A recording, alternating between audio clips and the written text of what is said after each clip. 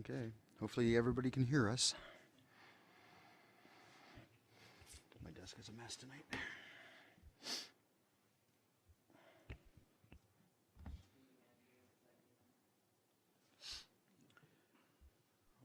Ed's not coming tonight.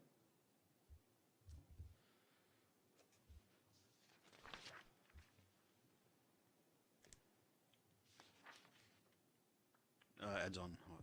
He's taking a week off. Is what? Took a week off.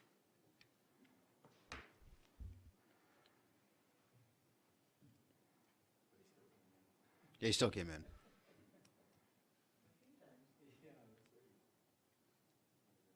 Ed, if you're listening, we know you're lonely.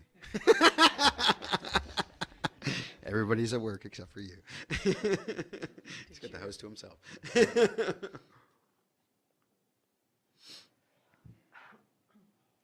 Okay. Call the meeting to order. I want to acknowledge that the Smokeman Valley is on which we learn, work, and organize as the ancestral, traditional, and unceded territory of the Smokemeeks people and home of the Upper Smokeman Indian Band. Adoption of the agenda. I'll make that motion, Mr. Mayor. Thank you, Councillor Gould. Second, Second that, Mr. Mayor. Councillor Willis. All in favor? Carried. Can't be bashful tonight, guys. There's only two. Just alternate us all the way through. Yeah. Adoption of the September 6th, 2022 regular meeting of council. Make that motion, Mr. Mayor. Councillor Willis, second. I'll Councillor second. Gould. Any errors or omissions? All in favor? Carried. Thank you. Petitions and delegations. Yeah, we do have one tonight. Each delegation shall be limited to 15 minutes presentation unless a longer period is agreed to by 2/3, so two of us, majority vote of council members present. The Town of Princeton Council, by resolution carried unanimously, provides an opportunity for individuals to address council as per delegate petitions with regard to items included in the agenda, excluding bylaws in which the public hearing and consultation period has been held. Council reserves the right to refuse an individual to speak if that individual has spoken at a previous meeting regarding an item. Individuals wishing to participate in the opportunity are required to put their name on the list and reference the agenda item that needs to be addressed. Each person will be given 15 minutes. It's all yours. So Solitaire's here to speak to us. Is that on? Yeah, in a red light. There you go. Hi everyone, I'm Solitaire and I'm here today to represent the Airport Road Chicken Association. Unfortunately, it's just me tonight with the change of meeting. People couldn't make it and the chickens couldn't make it either. They're at egg convention tonight. I want to be kind of clear that we kind of got together because of the complaint made with Shelby and Sean's rooster, Ricky. And we're not trying to ruffle feathers or foul of our neighbours. I'm not trying to make light of the complaint from Mike and Janelle in regards to the rooster. What we want it to be is fair. We want the bylaw to be fair because other people have roosters too that they haven't been asked to remove. And also we feel that the backyard hen bylaw really doesn't fit our area. When we moved to Country Residential, which I think was in 2010, we came under the town bylaws, but they don't really fit our acreages very well at all, or the fact that our main zoning is agriculture. So I know you've all got the proposal here, so I'm not going to read through it because I only have my 15 minutes of fame, but I would like to touch on some of the things that we've mentioned here. So we're not looking to be a chicken farm, but we do want to be able to produce eggs and meat to feed our families. And I think it's important to look back over the past year, which as a town council, you've had an incredibly rough time with, you know, COVID and flooding and, you know, roads washing out, unstable food chains and grasshopper infestations. And really the shortest food chain you can have is the one that's on your own property. And with, you know, prices going up, people are struggling. They want to try and be as self-sufficient as possible, and this is our aim for Airport Road. We have the land. Unfortunately, trying to grow anything up there is pretty hard work, and so most people are turning to livestock. And when we were under Area H, for my piece of land, which was 3.62 acres, I could have had 100 small livestock on there. Right now, I'm only allowed 4 hens. So there is some feeling here that, this needs to be changed. Now, there were very many opinions on how many chickens we should be allowed to keep. Got quite heated, ranging from 20 to 99 chickens. And so we did kind of just pull a figure out of a hat, to be honest, and we chose 20 hens with 1 permanent rooster because we do like to be able to incubate our own eggs and not have to rely on outside sources outside of town. But there are actually a couple of families up on Airport Road who do actually raise chickens once or twice a year for purposes of meat for their family. And they will do 50 or 60 chickens at one time, and then they'll butcher them all at 8 weeks, and then they're gone. And I didn't even know this until I started canvassing the neighborhood to find out, anyone having any concerns with the roosters, because we have 3 or 4 roosters up there right now. And so I didn't even know that this was happening, but it's important to them. And this was why we couldn't come to an agreement on how many hens to have, is because, some people will never have 20 hens. Some people will have 50 or 60 hens just for 8 weeks. Some people might have 15 on a continual basis. Because when you have chickens, you have that transitional time where you have some old hens who aren't really doing very well. I have 2. And I made the mistake of naming them, Gertrude and Ethel, and now I can't kill them because they've become part of the family.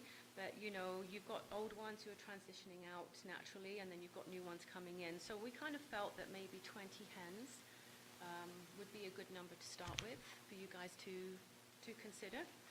But you also looked at the bylaw, and I looked at a lot of bylaws in other areas, which I have listed in here, which I won't go through now. But some things that we thought should be added was that the chicken coop should be insulated for noise control. So I have an old hunter's caravan, and it's perfect because it's insulated, it's waterproof, it's secure. Chickens do really well in it. I've painted it camouflage, it blends in with the land. People think it's really cute. So we think that that would help neighbors who aren't into roosters or chickens kind of cope a little better. That the roosters and hens follow the noise bylaw time schedule, so not to be let out before 8 a.m., should be shut in at night, and to be let out later at weekends and stat holidays. I personally don't let my chickens out until 10 in the morning, but I have the luxury of doing that because I'm retired and I don't have to get up early to go to work. But there are things like automatic doors that you can set to open at certain times and close at certain times. That chicken manure piles be kept away from property lines and mixed with sawdust or other compost to minimize smell.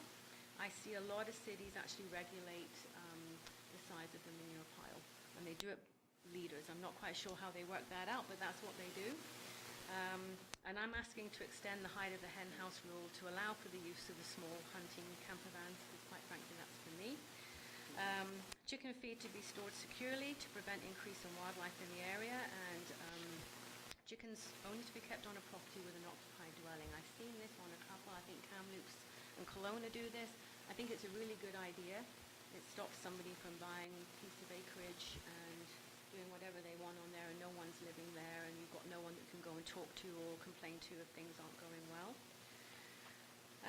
Kamloops did a really good job actually of kind of outlining the benefits of urban hens, increased food security and local food sustainability, which I talked about, education about raising animals, improved energy and resource sustainability, reduced municipal waste as hens eat kitchen scraps, and benefits to gardens through the use of manure and compost, and the reduced need for pesticides as hens eat insects. Which I can attest to because they've been eating grasshoppers at my place like crazy. To get to the actual complaint and to review what's going on at Shelby and Sean's place, I did go over and take a look at their chicken coop. And just to give you a little bit of background, they took over that house in 2020 after Shelby's dad passed away. And the parents had had chickens in that chicken coop since 2013, and Shelby and Sean inherited them. They did add a rooster because they wanted to add to their flock, and they did get some eggs. But their chicken coop is actually 20 feet away from the property line. There is a run inside the coop, and then there's a fence run outside of that. And apparently what happened is Shelby didn't think that she had to shut them in. So they were going out into the inner run and sometimes the outer run as soon as the sun came up, and I can totally understand why Mike and Janelle complained about the rooster, because that was pretty early. So as soon as bylaw contacted Shelby, and she contacted me to say, hey, did you get a letter to say you can't have your rooster? And I'm like, no.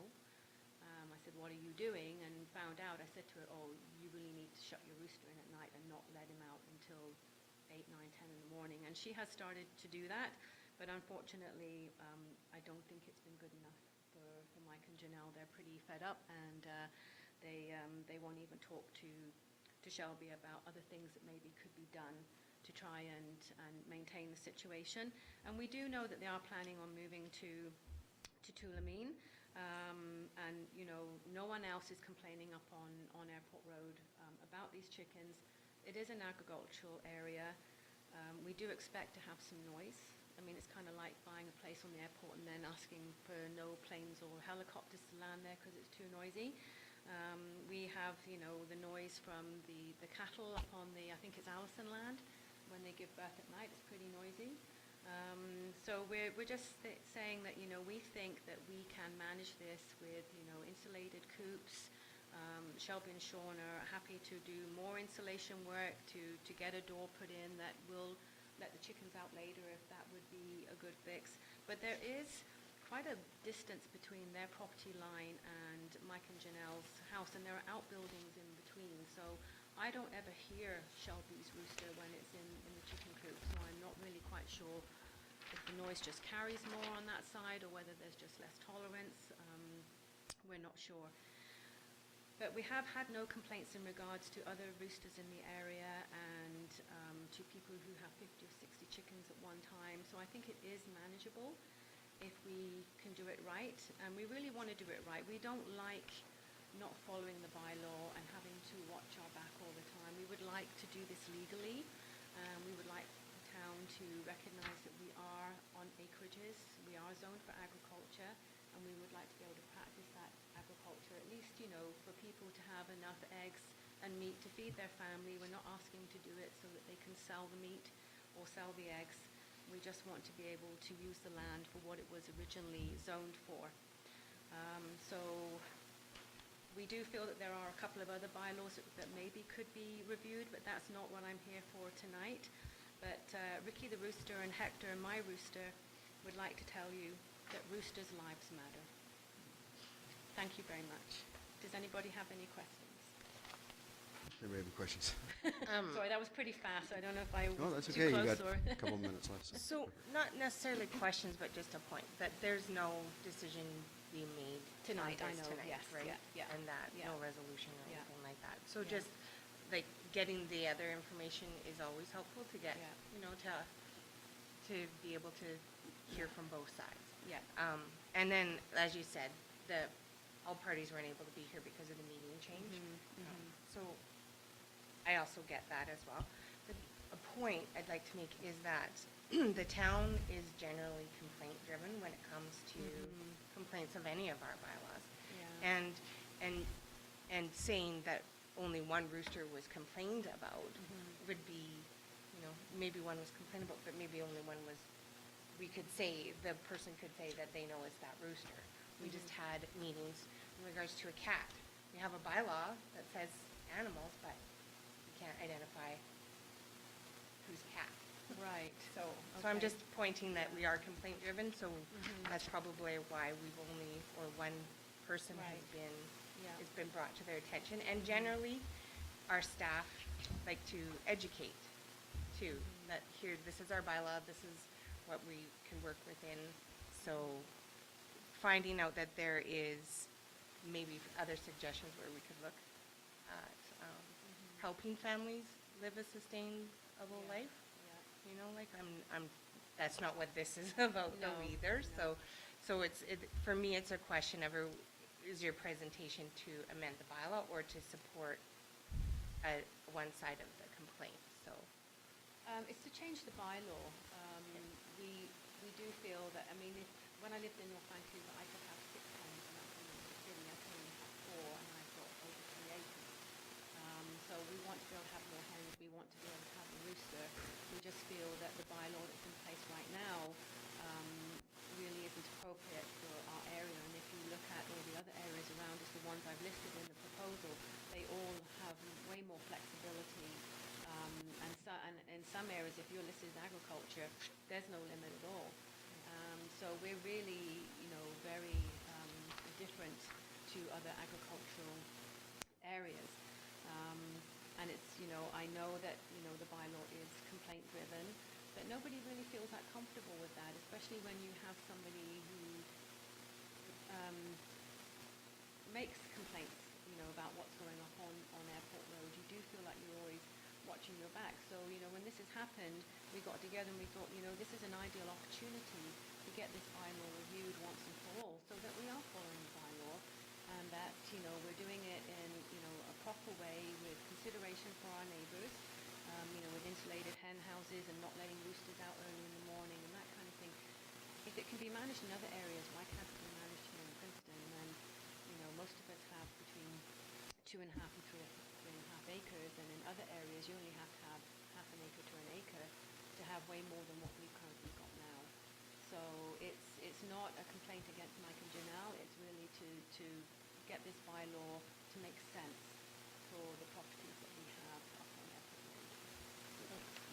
With this complaint, though, it's the rooster pretty much, right? And I look in here, is a lot of places don't allow the rooster, right? So, it's just kind of, maybe there's a happy medium somewhere. That's what I'm hoping for, you know. And, if you would be happy to be part of a committee in the future if you guys want to review bylaws. Don't expect you guys to do all the work, but I do think it does need to be reviewed, because people are already doing it, but they're doing it with a level of discomfort, and it would be nice to, kind of be proactive and be, let's be a trendsetter in Princeton. Just one more thing, like in regards to a rooster, like that they just, I think it was you that was telling me that there's a reason what time they crow. The thing is that not all roosters just crow to let you know it's morning. No, that's true. So They that, crow and during it's, the day it's too. more Yep. based on a noise. Yeah. Okay, that's fine. Okay, thank you. All right. Thank you very much, guys. Thank you.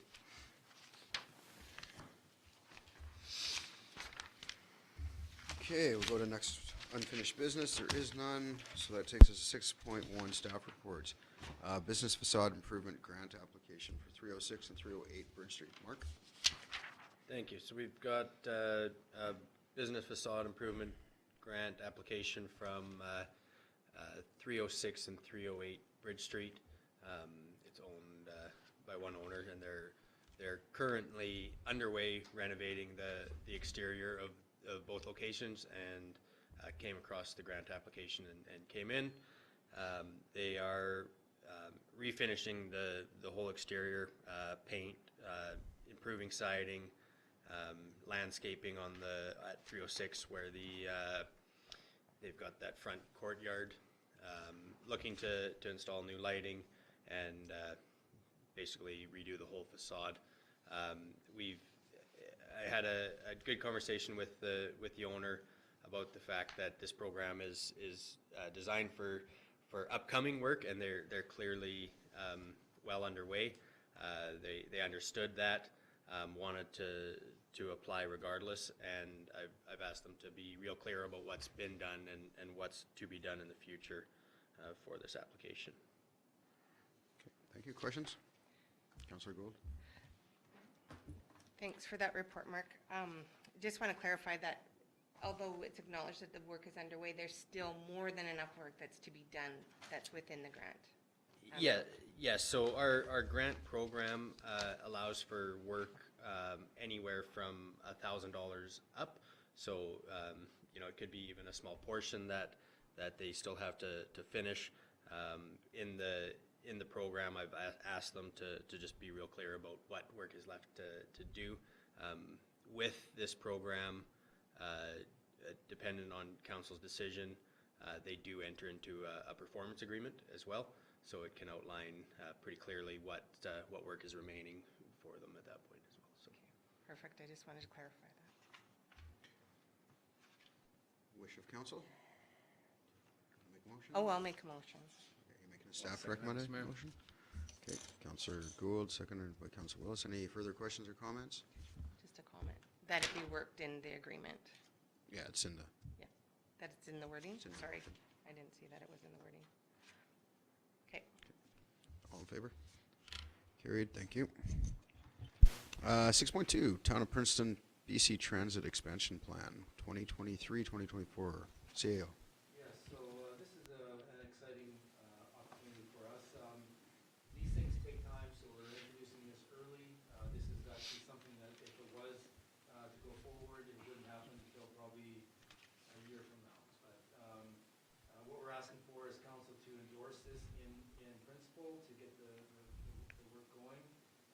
This is for a transit expansion plan, which would see transit expanded to within town boundaries to a regular service route. So you'll see in the report there that we're starting off a little bit small. I think it's 3 days a week with 3 full days a week and 2 days just an hour on both those days, as well as the on-demand service which we've already got. So we're looking for council to endorse this idea, and if council's in favor of that, then we'll work with the RDOS and the BC Transit team to come up with more fixed budgets and exact costs, and we'll bring it back to council and for council on.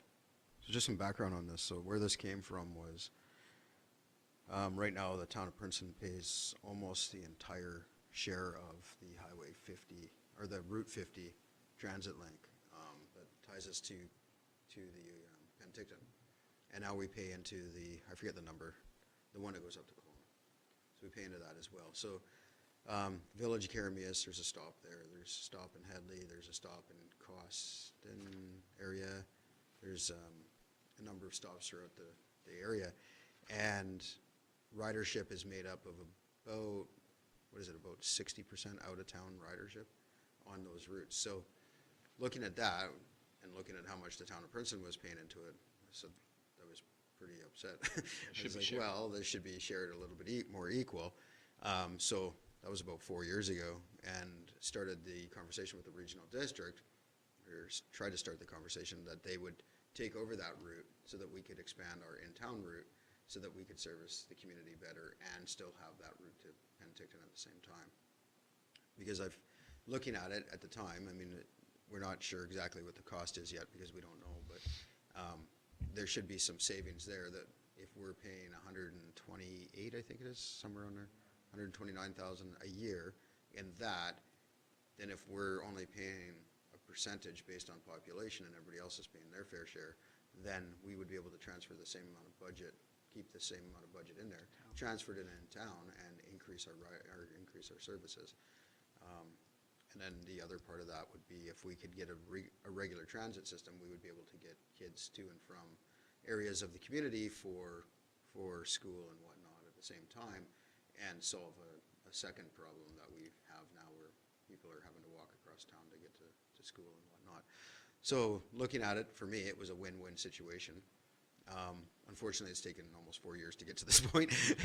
Nothing moves fast in the transit world, and I think just, was it last week, Transit finally came up with a final where we're at right now. I think that was last week or week before, just before we left for UBCM. Well, they gave it to us about a month ago. Oh, okay. And it's taken time to kind of work through it. Through it. We've been trying to get numbers on what the downloading cost would be to the RDOS, and they've been working on that, but we weren't able to get it. Any questions? No, I think it's overdue, really, right? You know, I think it's a great idea, so yeah, I'll make that motion, Mr. Mayor. Okay, you can still ask questions. Okay, because I have a question.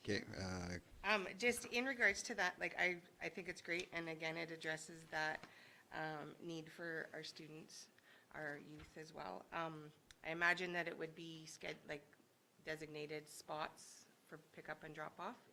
And then in reading the report from the transit, they're budgeting, like how you mentioned, it's a year out.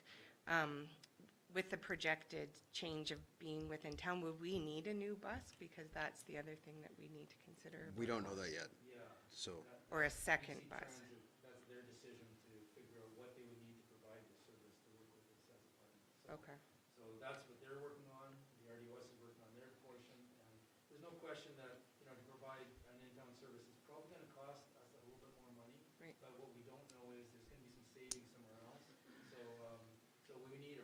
principle to kind of further explore this.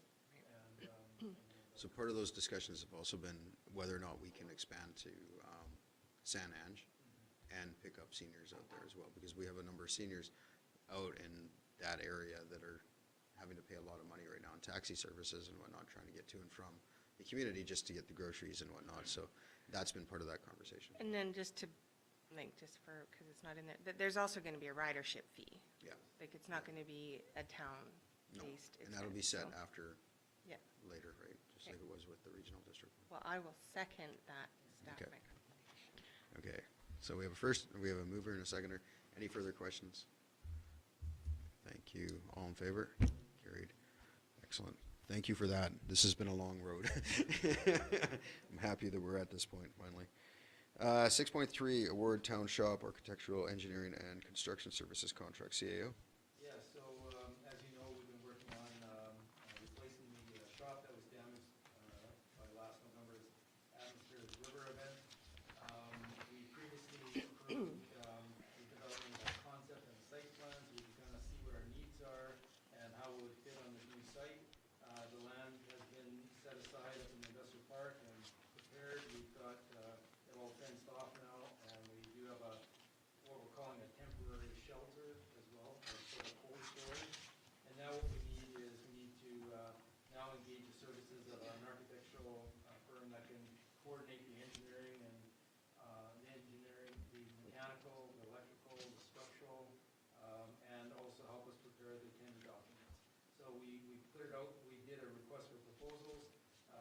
We had a couple of people show interest, but in the end, we actually only had one submission. It appears to be a fair price, and they have good experience, and so we're recommending that we award it to, it's actually Norman Goddard, and he's partnering with Gary ARDM. Questions? Is it strange that there's only one submission? I talked to the other ones, and they are extremely busy. I guess, yeah, They yeah. just said they'd like to be involved, they'd like to help us out, but Yeah. they just didn't have the time. So this is just for architectural, not project management? Yes, it is construction management as well. Oh, okay, for the whole project? Yes. Okay, Yeah, from so start to it's finish? actually quite a good price, a very, Okay. very competitive price. This will, included in that is 4 site visits during construction to make sure that we're on target. Okay. Okay, well, it's needed, so I'll make that motion. Thank you, Mr. Mayor. Councillor Gould. Seconder? Councillor second Willis? All in favor? Carried. Thank you.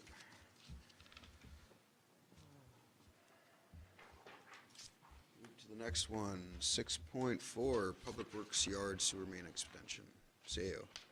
Yeah, so Jared's not here for these next reports, so I'm going to, he's left me with some notes, and he's briefed me on these projects. This first one is the sewer main extension. We already have water to the site, and we have a number of lots that do not have sewer to them at this point. So first of all, by extending the sewer main down Laurie Curry Way, that will provide sewer service to 4 lots, including the Public Works Yard. That would be the Public Works Yard, the future fire department lot, and 2 lots that were previously or just recently sold. So we need to service them anyway.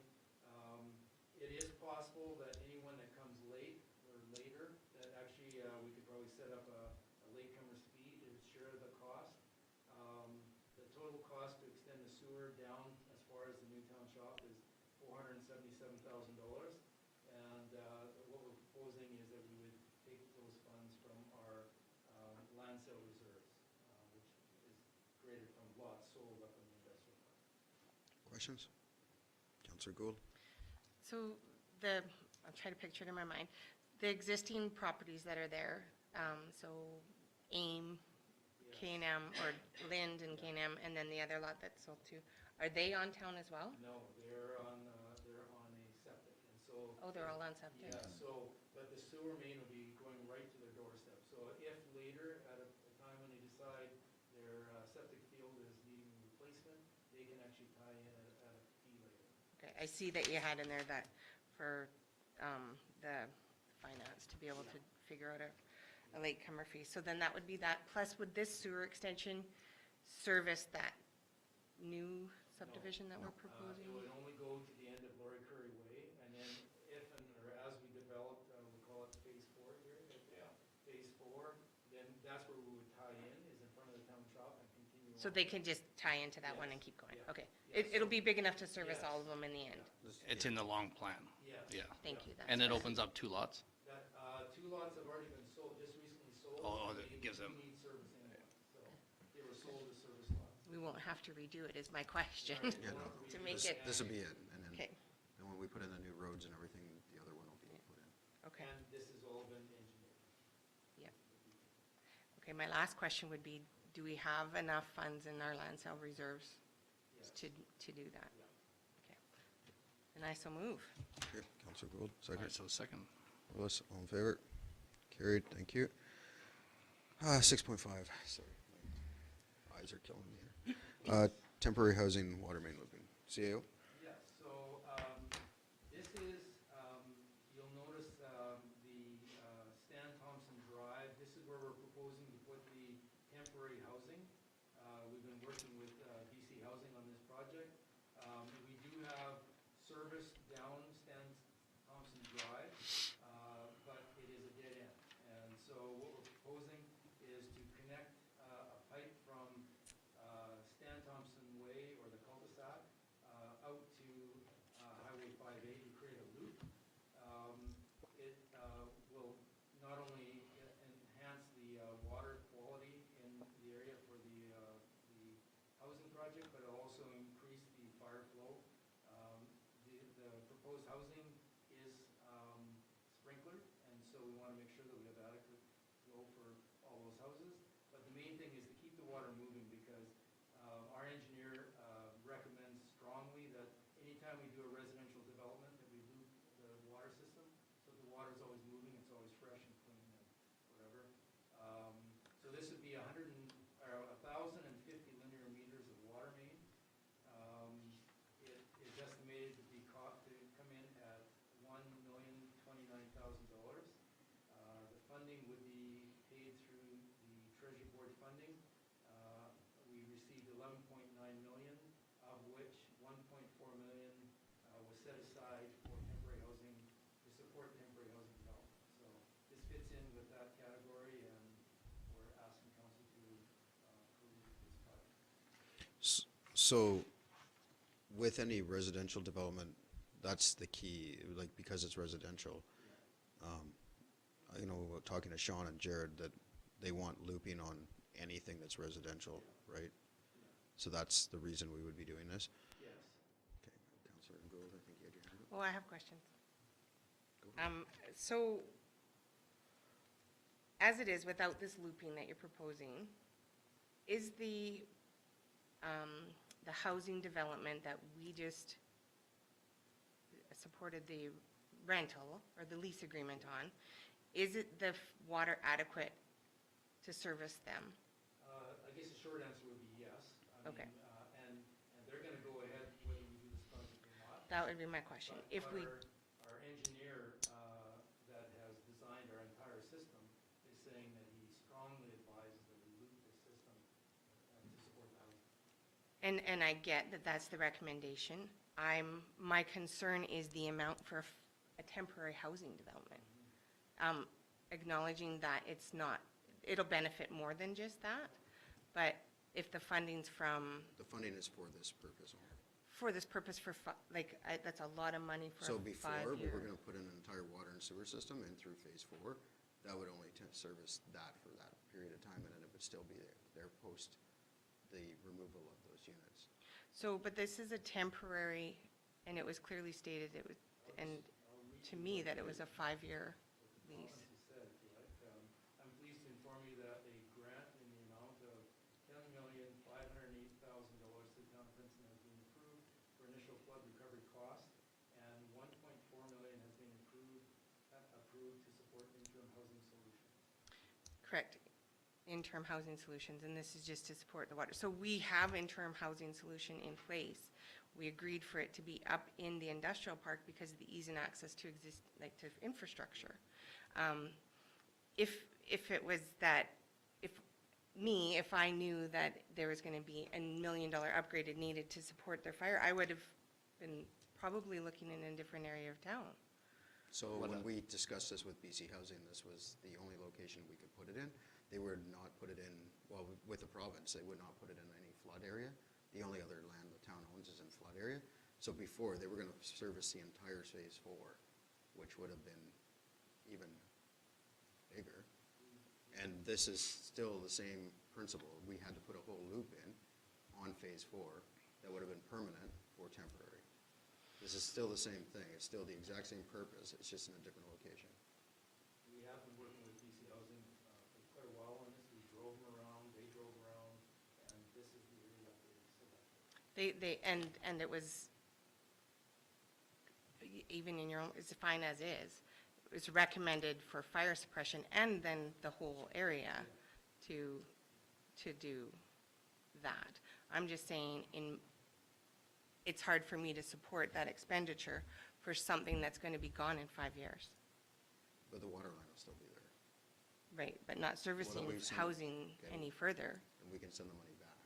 Well, or, That's the option. No, there's only one option. so then We use it's, it for the servicing, Yeah, it's because for that's what the temporary money housing. says. Can you please reread that? The 1.4. And 1.4 has been approved to support interim housing solutions. So the money is for that, and if we don't use it, then it has to go back. And it's a 5-year lease. For 5 years, it could be up there, the houses. Yeah, up to 5 years. I mean, hopefully it doesn't take 5 years. Hopefully they'll rebuild Silvercrest before that. so by asking for time to maybe have further discussions on this then, is that delaying the BC housing project? No, I don't think so. It will increase costs, How?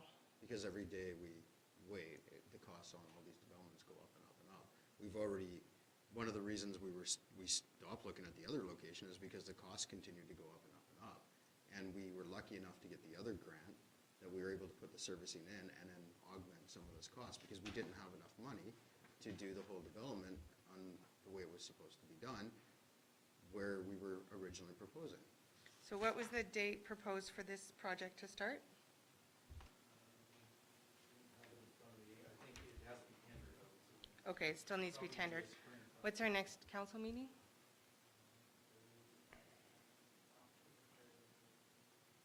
Which is, And how many people will this house, if it was full? There's 20 units. Mm-hmm. And it can be expanded. but my understanding is, is that the housing units can still go in, it's just to support the kid would be. So there's where we fresh need- drinking water, so the water's cycling through, Absolutely, and there's but they fire would flow. have, right now, it still can go in, even if this takes But the a year professionals are for, recommending it. So if our engineers are recommending this, I'm gonna stand behind the engineer's recommendation. I'm not disagreeing with you, Mr. Mayor, I'm just saying that waiting, how many days till October 3rd? My math is horrible right now. I don't know. 13 days, 14 days? I don't think is going to be a detriment to this. I'm just saying that this project was going to go through anyways, but the recommendation is to make it better, make it safer, but it's not going to delay the housing, is it? By waiting till October 3rd to put it through? Or to I guess my question- rediscuss? My question would be, in waiting 13 days, what, by postponing the decision, what more information? Maybe you'll have another in favor.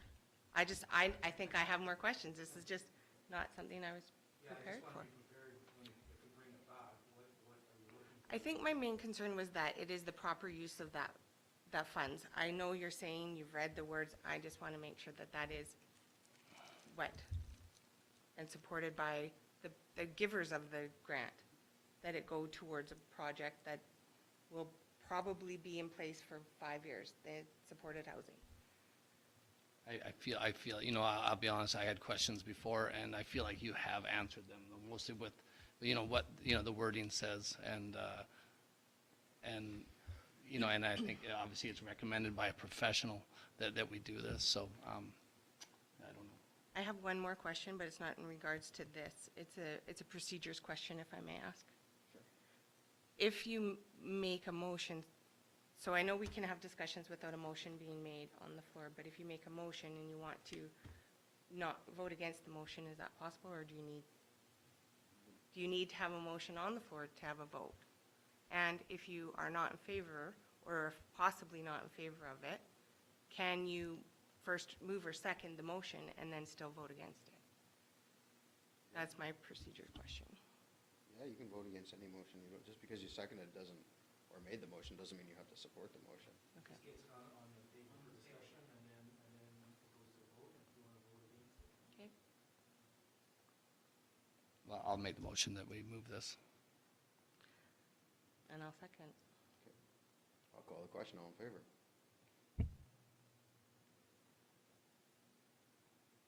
Opposed? One opposed. Motion carries. I should have asked a sub-question to it.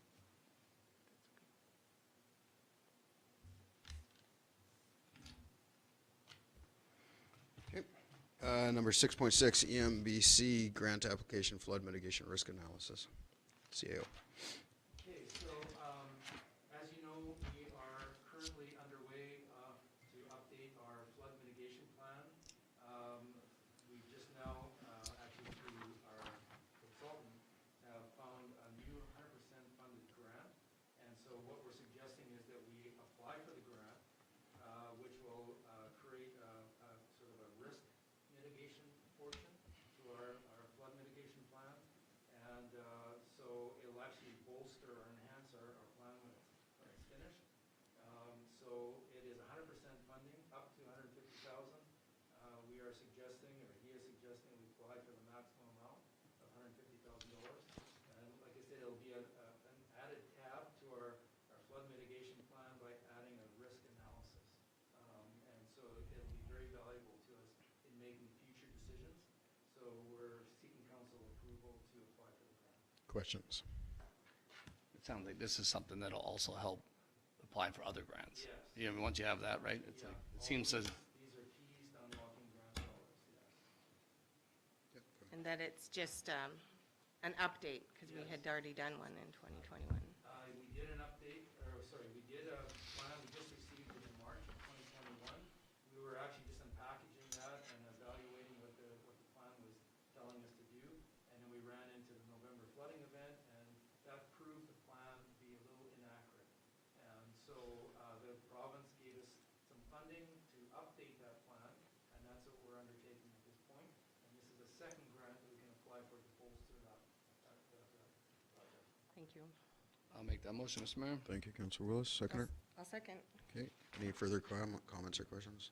All in favor? Carried. 6.7, ICIP Green ARDM grant application. CAO. This is a large project, and as with many grants, you never really know when they're gonna pop up. And so we've just discovered this section in this ICIP program, and it is specific. We're applying, or we would like to apply specifically to address well site number 4 relocation. So as you know, during the flood event, wells 1 and 2 were a little bit overtaken. Well 4 was also affected by the flooding. Water did not go into the building. It did not go down the drill pipe. However, it infiltrated our wells. Now we were able to address that through disinfection. We tried it on wells 1 and 2. We weren't successful, but we were successful on well site 4. That's why part of the town has drinking water, the other part of town has boil water. So that's the difference between the two sites. However, as we discussed in the previous topic, we are going through this plan, and part of the plan sort of forecasts and models what future flooding events are going to look like. We add in what climate change is going to, how it's going to affect flooding in the future. And what it shows us is that well site 4 will be overtaken at some point in the future. And so what we're asking is that we apply for a grant to help us relocate that well site out of the floodplain. Let's see. The project cost is $6.4 million.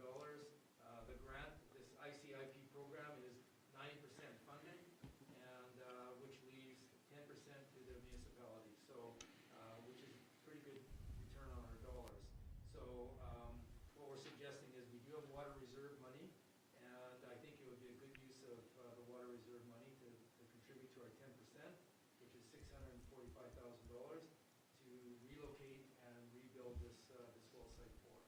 There's no guarantees, but it's a project that's opened up where we are definitely eligible to apply, and our engineers are strongly again suggesting that we do apply, and that way we will have all our wells out of the floodplain and on safe ground and be up to today's standards as far as treatment. So I did talk to the engineers and Jared about this, and we've been, from my understanding, we've been kind of struggling a little bit to keep this operational as is with Interior Health's mandate, right? So this is kind of something we're going to have to do whether we want to or not eventually, right? This is serious. Okay. How come the bill seems so steep compared to, It's quite an elevation. If you know where well site 4 is, it's through the tunnel and down on the river bank. The relocation is way up on the, I can't remember the subdivision. That's where our Jared said it'll be right below the reservoir the now. reservoir. We have a reservoir up there Oh, now, up- so we would be adding on to that reservoir site there, and it's quite a ways to get up. We can keep the well site, but we have to be able to move all the infrastructure away from the river, he said, and then get it up the hill so it's outside of that. And then the only spot we have would be underneath that reservoir. And then we would be putting in the second well that we started drilling, or looking, exploring. That would also be pumped up there, so it would be, both would be the one completely up safe. on the third bench there? Yeah, the one up by Yeah. Lee's house there. Yeah. If you look, I don't know if you've got color version in your, in No. No, they're that black. report, but this is the flooding event that actually happened, and you can see the only little island there, that's well site 4, that's a treatment facility. The modeling, when you add in climate change, I mean, the well site is here, under quite a bit of water. So not only would the wells be underwater, but the treatment facility is underwater, and the town would be without water. So it's important that we take this seriously and we do something like that. When is that grant being given out? This grant, Huh? October 7th is the deadline for submission. So we need approval at this meeting in order to prepare to submit for October 7th. Councillor Gould, you had a question? So in the True report, it references Westridge subdivision. Is it the Westridge subdivision or the Wilson subdivision? Above it, like just north of the Tulameen Trail, or south of it? It's gotta be that one, isn't it? Yeah, so I mean, we'd be moving this up to, The one where, you know, where Dean used to live? Yeah. Yes, Right above the his- Wilson Is that subdivision. Wilson? Okay. So Westridge would be on Highway 3 just That's right. before yeah, Ready Mix. yeah, but That's, this does service that area as well. okay. Yeah. So I understand bringing it up there is no problem. The questions that I do have is in regards to, we had talked about doing another, recommended by the engineers to put another well that side of town. Yeah. And we had looked at a couple places. Yeah, I can speak to that quickly. So the other locations we were looking at, and the one that we found that we really, really liked, turned out not to belong to anybody we thought it belonged to. So Yeah. the spot we were looking at was in that park, was it Lions Park on Allison Flats? The Chiefman. But no, that one we weren't allowed to do because there's a sewer line there, so we weren't Oh, allowed to do okay. that at all. So the other one we were looking at was on Allison Flats in the park there, up kind of by where Gabriel's used to live, up on the top side. And we were told, so we were looking at a lease. The school district doesn't actually own that. It's a crown lease that they've had, and they don't own it. So to put anything on that would be, there's no guarantee that we could keep it. And then during the flooding, so we were in talks with them, I believe, just before the flooding to maybe put it down on the bottom side. But then during the flooding, that whole bottom part ended up underneath water. So we ended up with the spot over on Tulameen, and they found another, it's near the other one, but it's deeper, and they've gotten into water below the coal bed, I believe is what Okay. they told us. So it's a really good well site, and lots of good water. But again, we'd have to pump it up the hill now to get to it. We ultimately, we would still like to see one on the other side of the river somewhere. but we haven't been able to identify a spot that we could put it at that would have. Okay. So this will include both wells down in that? I think so. Where well 4 is? Yeah, I think it does. Sean was saying that it would be both when I talked to him. Okay, if we could get clarification on that. Because if it eliminates the need for that, because we have 3 wells in town. 2 are impacted and currently not able to have drinking water. We can have water, potable water, but not Yeah. drinking water. So, but the recommendation was to put a 4th in, and that's where you've gone through all these locations of that 4th proposed down to there. So does it include that, or is that still? I'm pretty sure it does, because another when I talked to grant Sean for about it, he was talking about if we're gonna finish this, because we won't have a facility down there at all, it all has to go up the hill. Right, So he said it would be, when I was talking to him, he said it would be big enough to take both, and the whole facility would be at the top of the hill instead of the bottom of the hill where it's at. Say you would look after our future needs, but I did not see. so in the end, if we were successful, we would be definitely increasing our water for the Yeah. community for a very reasonable price if we're successful on this grant. So, okay, but I still would like clarification if it includes that 4th one. But I also move that motion, Mr. Mayor. Second by Willis. All in favor? Carried, thank you. Council reports. Should I flip a coin?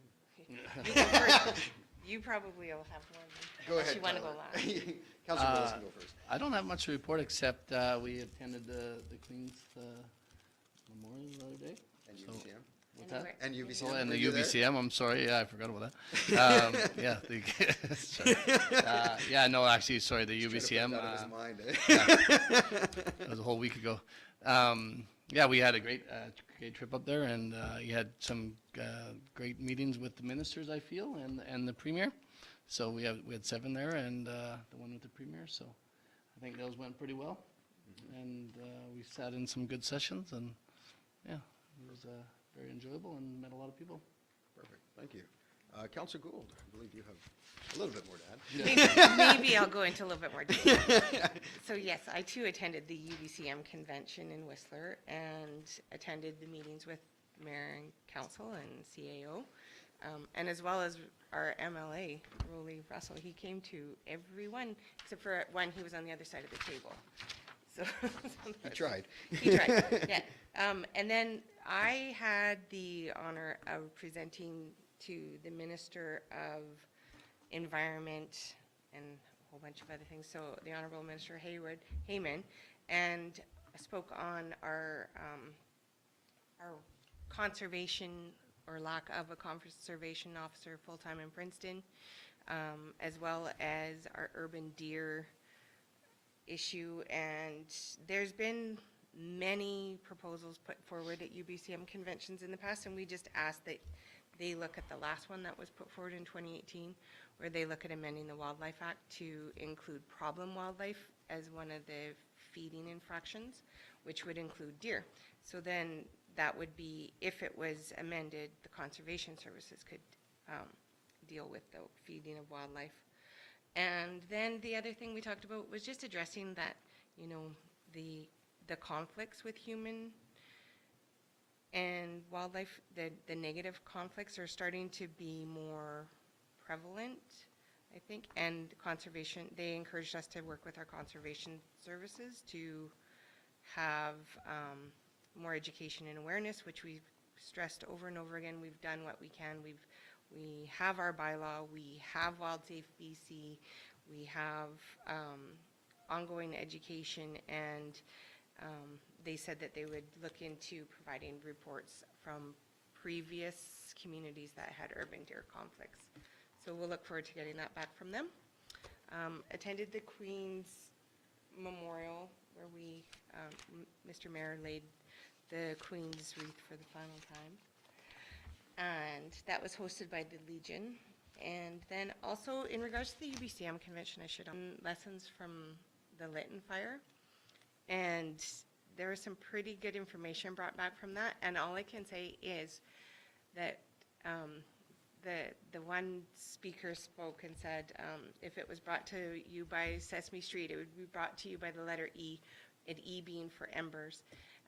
That embers light the fires going forward, and fuel is what feeds the embers. So take advantage of our Fire Smart program that we have in Princeton. It's free. They'll come do an assessment. I just stress that because we could make our community much, much safer. That's my report. Perfect, thank you. Sorry, I'm just writing them all down so I can get them all.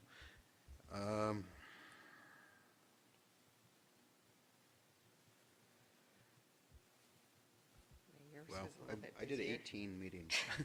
I thought it was 16 until I just wrote them all down. So I was pretty busy. With the town, we met with a number of ministers. We met with the Minister of Education, Minister of Environment, Rita Deer, Minister of Health, Mental Health, and Children and Family. All three had a very similar theme to them. The overlying one was a shared resource space for a resiliency center for mental health and drug addiction, as well as child and youth mental health issues. So that was a big one there. We went to the Minister of Health because they're the ones that hold the purse strings on capital expenditures, so we were hoping that we could get some capital out of them for that. I did have meetings after the meetings with members of staff regarding it, so it didn't fall on deaf ears, I can tell you that. We did make made a bit of a splash when we went in there, so that's good. Like you said, we did meet with the Premier. Really, we didn't ask the Premier for much. We just thanked him for everything they did. We gave him an update on where we're at so that the Premier and the office knows that we're doing our job. We're in recovery, and we're spending the money where we're supposed to be spending it. We met with the Minister of Tourism, Sport, Culture, I forget how many titles are behind that, arts as well. That was a big one. We were asking for a number of things. The two biggest ones were a new museum and a cultural heritage park with the upper band as per our MOU. We seem to get some, I won't say a lot, but we got a little bit of, there seemed to be a little bit of an eagerness there to explore the heritage park a little bit more. They gave us some resources to look at for the museum as well. We also met with the Minister of Jobs about incentive programs for small businesses, rural small businesses, startups moving here, and then a rural tech incentive program as well. With the Southern Ontario Local Government Association, I met with three ministries. We met with the housing, in regards to community infrastructure to support low and residential housing and subsidized housing. We met with the Parliamentary Secretary for Emergency Preparedness, and that was, I met 19, sorry. I met with Ministry of Environment 3 times over the course of the week, and that was, every time it was about the same thing. It was about flooding and fire. Flooding, we talked about orphan dikes, especially in the areas around us, talking about diking, and we talked about Fire Smart. So we were really, it's kind of the theme of this past UBCM was everything that we've gone through. But I think we really kind of hammered it home because talking to other municipalities, they were bringing up the exact same thing. We were talking about orphan dikes, they were talking about the need for more fire smarting and more money for flood mitigation. That's something we don't do in British Columbia is fund flood mitigation. We fund the recovery, but we don't fund the mitigation. So that was a big thing.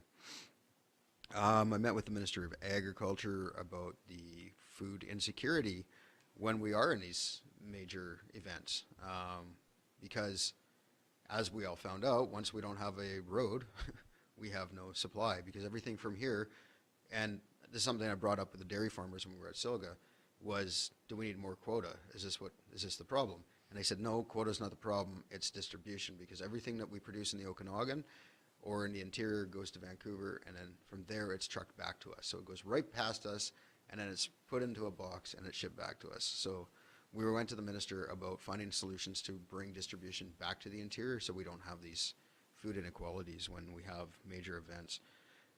We talked to Minister of Transportation with the regional district, some transportation issues in the district area, especially with the contractor not fulfilling their mandates. Minister of Finance around some rural issues around the homeowners grant, and especially with seniors, not because they don't get to set their mill rate. The province sets the tax rate for the regional district. So one of the things they were asking for was a change in that process. Met again with the Minister of Agriculture about the amount of land that you're allowed to put buildings on with on an agricultural piece. So they found kind of a loophole. If you have a multiple different areas, you can add all your areas together and put a massive complex on one property, paving over the entire farm. And when they sell off the rest of the farm, they can keep that piece because it's now there. So that was brought up. Oh, and a big one, met with the Parliamentary Secretary of Environment regarding the KVR. And we did get information, and I shared that with the newspaper, that the ministry is putting out an RFP anytime now to get an exact engineered cost of what it's going to cost to replace the KVR between us and going north. So I went there with two hats on. I went there as the regional district, but I also went with the town because the KVR is a big piece of our tourism attraction and our tourism plan, so, and our recreation plan. So just supported the regional district with that. Once they got a plan, or once they've got a total cost, then they'll be approaching the federal government for funding to move forward on that. So they're talking, you know, it's not going to happen overnight. They're talking a 5-year plan. So hopefully within the next couple of years, hopefully next year they'll have a plan, and then they can start lobbying the federal government. I said, anywhere you need help, let us know, because it's vital to our entire area as a transportation link. So, and then other than that, I mean, I think UBCM went off pretty good. I was on a panel, we talked about the flooding, and then we laid the Queen's Reef yesterday for the last time, and it was an interesting thing to be part of. So. We'll move on to the next thing, unless anybody has any questions. The next one is 8.1, correspondence receive and file. We have one letter from the ombudsperson of British Columbia saying that there was one phone call, but there was no investigations. So can I get a motion to receive and file? Make that motion, Mr. Mayor. Thank you, Councillor Willis. Seconder, Councillor Gould. All in favor? Carried. Thank you. And the last major thing on our agenda for tonight is a correspondence action requested from the Princeton Pickleball Association.